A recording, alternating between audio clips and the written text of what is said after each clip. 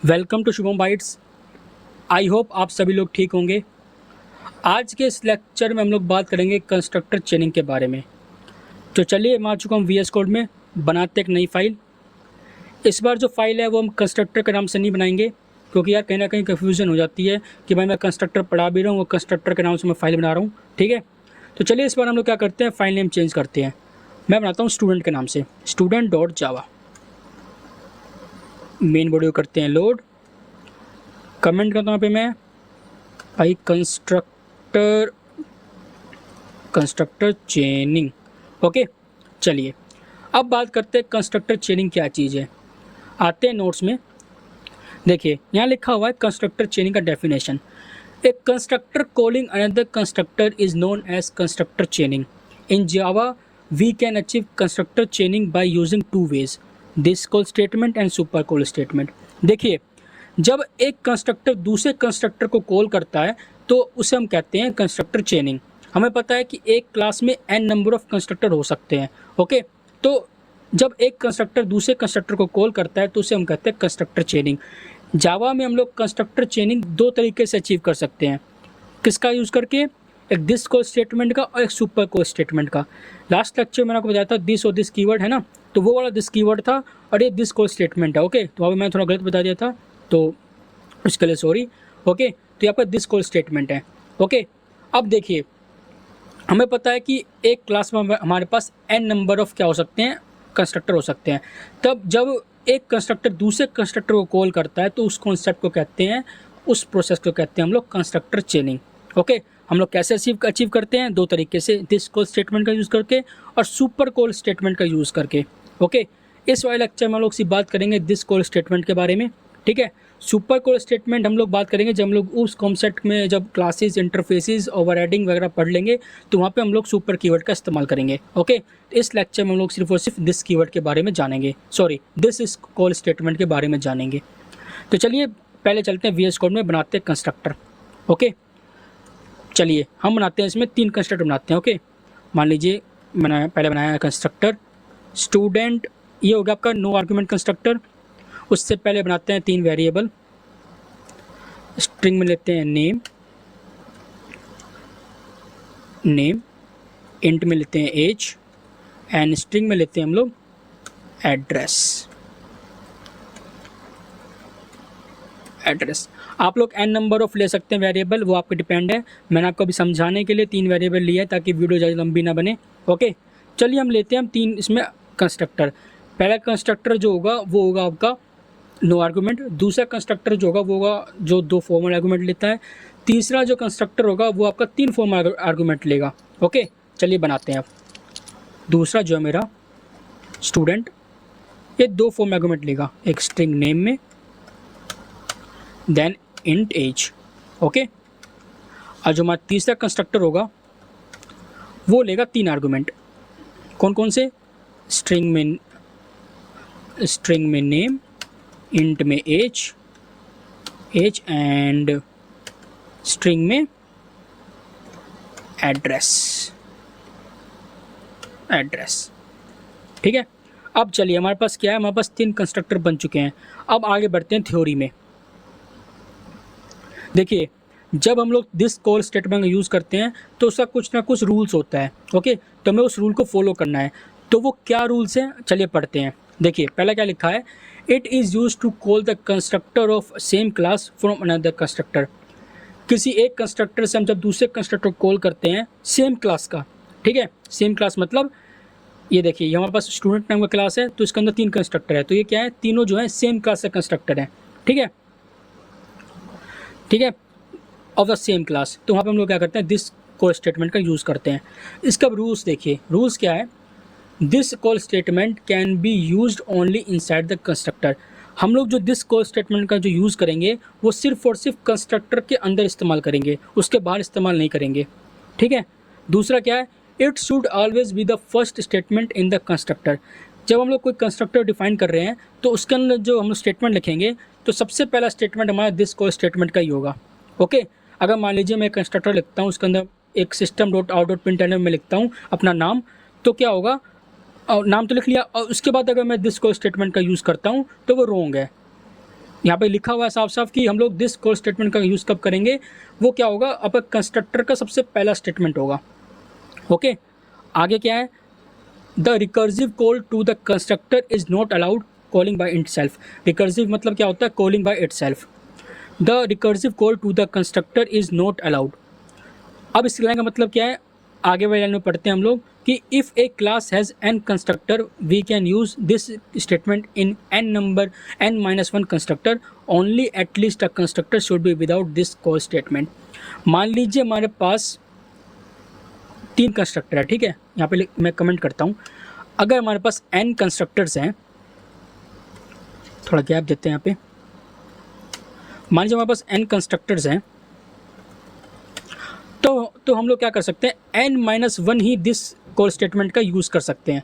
क्यों, देखिए, जब हम लोग मान लीजिए हमारे पास n कंस्ट्रक्टर और हम लोग n this call statement use कर रहे हैं, तो वहाँ पे हमारे पास रिकर्सिव कॉल हो जाती है। अब रिकर्सिव कॉल क्या होता है, कॉलिंग बाय इटसेल्फ, ठीक है, बार बार अपने आप को कॉल करना। वो कैसे फॉर्म होती है, चलिए देखते हैं। मान लीजिए हम लोग क्या कर रहे हैं, स्टूडेंट जो हमारे पास जो पहला कंस्ट्रक्टर है उसके अंदर हम लोग क्या कर रहे हैं, दूसरे कंस्ट्रक्टर कॉल कर रहे हैं, यहाँ पर हम लोग दिस कॉल स्टेटमेंट का यूज़ करेंगे। और जो दूसरा कंस्ट्रक्टर क्या कर रहा है, वो तीसरे कंस्ट्रक्टर को कॉल कर रहा है, तो इसके अंदर भी दिस कॉल स्टेटमेंट होगा। और तीसरा कंस्ट्रक्टर क्या कर रहा है, वो पहले वाले कंस्ट्रक्टर कॉल कर रहा है, तो क्या हो गया, यह भी हमारा यहाँ पे भी दिस कॉल स्टेटमेंट का यूज़ होगा। तो क्या होगा, 3 कंस्ट्रक्टर और 3 दिस कॉल स्टेटमेंट, तो यहाँ पे हमारा रिकर्सिव कॉल हो जाएगा। कैसे, मान लीजिए जब कंपाइलर आया उसने देखा कि भाई पहला जो कंस्ट्रक्टर है वो दूसरे कंस्ट्रक्टर को बुला रहा है, तो दूसरे कंस्ट्रक्टर के पास जाएगा पहले, फिर देखेगा कि भाई दूसरा कंस्ट्रक्टर क्या कर रहा है, वो पहले वाले तीसरे कंस्ट्रक्टर को बुला रहा है, तो क्या होगा, तीसरा वाला कंस्ट्रक्टर कॉल होगा, ठीक है।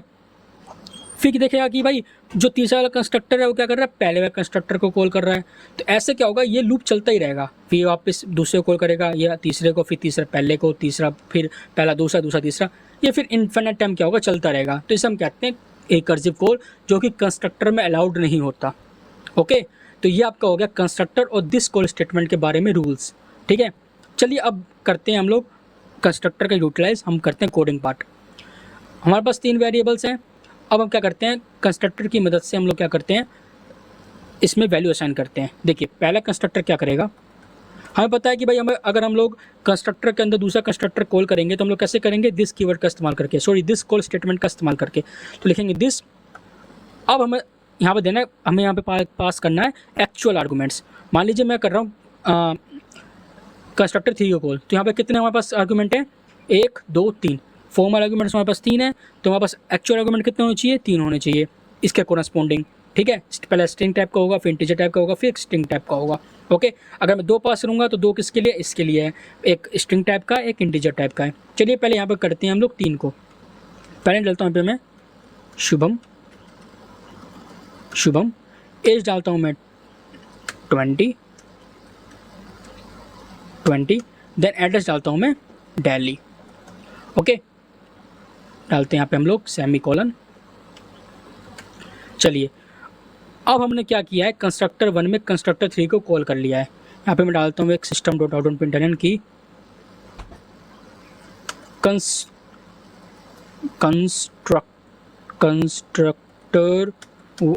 1 इज कॉल्ड। ओके, हमारा पहला वाला कंस्ट्रक्टर कॉल हो चुका है, और पहला वाला कंस्ट्रक्टर क्या कर रहा है, वो तीसरे वाला कंस्ट्रक्टर को अपने अंदर कॉल कर रहा है, ठीक है। अब आते हैं दूसरे कंस्ट्रक्टर में, ये भी क्या करेगा, ये भी तीसरे को करेगा कॉल, ठीक है, मान लेते हैं इसको भी।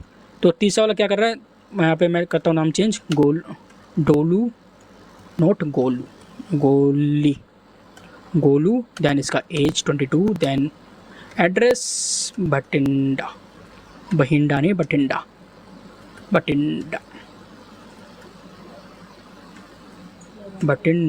ठीक है। तब क्या कर रहा है, हमारा जो कंस्ट्रक्टर 2 है वो भी कंस्ट्रक्टर 3 को कॉल कर रहा है, ठीक है। तो यहाँ पे हमारे पास क्या हो चुका है, हम लोगों ने क्या किया है, दिस कॉल स्टेटमेंट का यूज़ कर लिया है। अब हमें पता है कि हम लोग क्या कर सकते हैं, अगर हमारे पास n कंस्ट्रक्टर है तो हम लोग n-1 दिस कॉल स्टेटमेंट का यूज़ कर सकते हैं, ठीक है। हमारे पास 3 कंस्ट्रक्टर है, 1 2 3, तो हम लोग क्या करेंगे, यहाँ पे सिर्फ 2 ही दिस कॉल स्टेटमेंट का यूज़ करेंगे। तो हम लोगों ने कर लिया है पहले में, दूसरे में, तीसरे में नहीं कर सकते क्योंकि पता है वहाँ पे क्या हो जाएगा, रिकर्सिव कॉल हो जाएगा। ओके, एक मैं देख लेता हूँ माइक कनेक्ट है कि नहीं कनेक्ट है, हाँ जी माइक कनेक्ट है मेरा। चलिए अब इसमें क्या करेंगे हम लोग, इसमें लिखेंगे दिस डॉट नेम इक्वल्स में, नोट नाम में, नेम इक्वल्स में name, then this dot age equals में age, then this dot address equals में एड्रेस। ओके, तो हम लोगों ने पहले देख लिया था लास्ट लेक्चर में कि हम लोग दिस कीवर्ड का इस्तेमाल क्यों करते हैं, कब करते हैं। ओके, तो ये बताएंगे जो इतनी पड़ेगी, आई होप। ठीक है, तो हमारे पास क्या हो चुका है, हमारे पास कोडिंग पार्ट कंप्लीट हो चुका है। हम लोगों ने क्या किया, कंस्ट्रक्टर चेनिंग कर लिया यहाँ पे। अब फाइनल स्टेप क्या है कि, not final step, next step क्या है कि अब हमने वैल्यू तो असाइन कर दिया है, अब हमें क्या करना है, एक मैं करता हूँ, इसको मैं कॉपी करता हूँ, यहाँ पर डालता हूँ, copy then paste, constructor 2 is called. Okay, चलिए नेक्स्ट स्टेप क्या है, हम लोगों ने क्या है, वैल्यू असाइन कर दी है। अब हमें वैल्यू डिस्प्ले करना है, तो पता ही हम लोग क्या करना है, हम लोगों को एक बनाएंगे नया मेथड, पब्लिक वॉइड डिस्प्ले, जो कि क्या करेगा, इन तीनों को डिस्प्ले करेगा। नेम में हो गया आपका नेम, देन एज में क्या आ गया आपका, एज आ गया, देन एड्रेस में क्या आ गया आपका, एड्रेस। ठीक है, चलिए हमारे पास हो चुका है सारा काम कंप्लीट। हम लोगों ने कंस्ट्रक्टर बना लिया, कंस्ट्रक्टर के अंदर कंस्ट्रक्टर को कॉल कर लिया, यानी हम लोग कंस्ट्रक्टर चेनिंग कर लिया, और जो वैल्यू असाइन हुई उसको हम लोगों ने डिस्प्ले भी कर दिया। अब फाइनल स्टेप क्या आता है, अब हमें एक ऑब्जेक्ट बनाना है।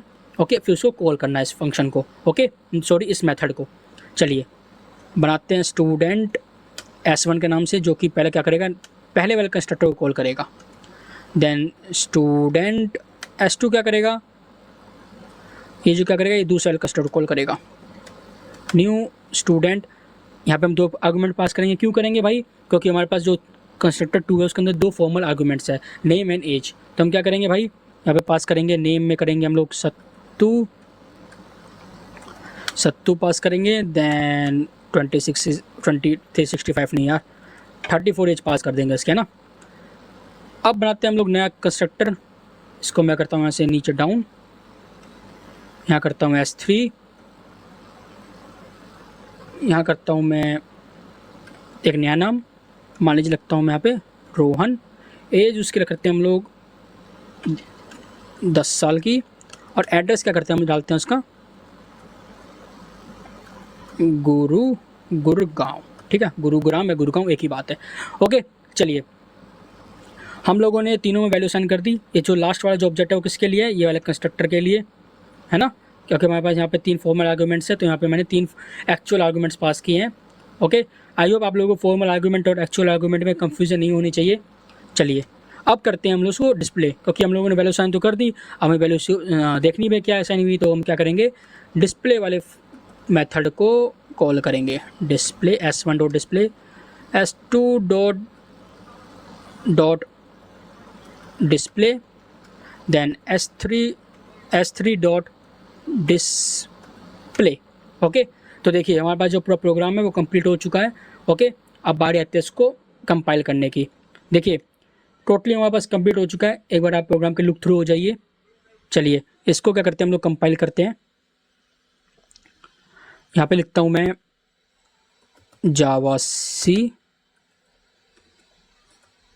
स्टूडेंट है ना, student dot Java, then Java student.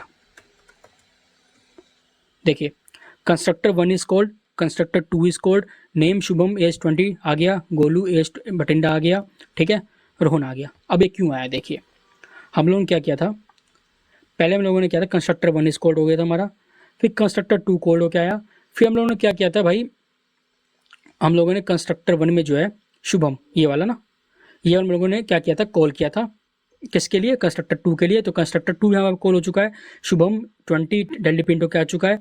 और कंस्ट्रक्टर 2 में क्या किया था हम लोगों ने, एक दूसरा कंस्ट्रक्टर 3 कॉल किया था, मतलब कि सेम कंस्ट्रक्टर 3 हमने क्या किया है कंस्ट्रक्टर 1 में, और कंस्ट्रक्टर 2 में हमने क्या किया है, सेम कंस्ट्रक्टर 3 को कॉल किया है। ओके, चलिए दूसरे में क्या हमने असाइन किया था, गोलू एज 22 एंड एड्रेस आपका बटिंडा, और लास्ट वाले में हम लोगों ने क्या किया था, रोहन A10 एड्रेस गुड़गांव नाम के डाल के इसको मैंने इनिशियलाइज कर दिया था। ठीक है, तो that's all about the constructor चेनिंग। I hope आप लोगों को समझ में आ चुका होगा। अब आपका होमवर्क क्या है कि आप लोगों को क्या करना है, मैंने क्या किया, कंस्ट्रक्टर 1 में कंस्ट्रक्टर 3 कॉल किया है, आपको क्या करना है अब इसका कंस्ट्रक्टर 2 में क्या करना है, आपको कंस्ट्रक्टर 1 कॉल करना है और कंस्ट्रक्टर 3 में आपको कंस्ट्रक्टर 2 कॉल करना है। तो ये आपका टास्क है, ये टास्क करो और कमेंट में क्या करो, जब टास्क आपका कंप्लीट हो जाए तो उसको आप कोड क्या करें, कमेंट में पेस्ट कर दें, कमेंट कर दें या फिर मुझे मेल कर दें, मैं देख लूँगा। ओके, अगर आपको वीडियो पसंद आई, ये लेक्चर पसंद आए तो आप डेफिनेटली वीडियो को लाइक करें। कहीं भी कोई डाउट आता है तो आप कमेंट में पूछ सकते हैं। ओके, क्या पता मैं कुछ गलत चीज़ पढ़ा रहा हूँ या फिर मैं कहीं ना कहीं सुधार करूँ पढ़ाई में किसी पर्टिकुलर फील्ड में, तो बता सकते हैं आप मेरे को। तब तक के लिए बाय एंड टेक केयर। और हाँ, चैनल को लाइक करना भूलिएगा नहीं, सब्सक्राइब करना भूलिएगा नहीं। ठीक है।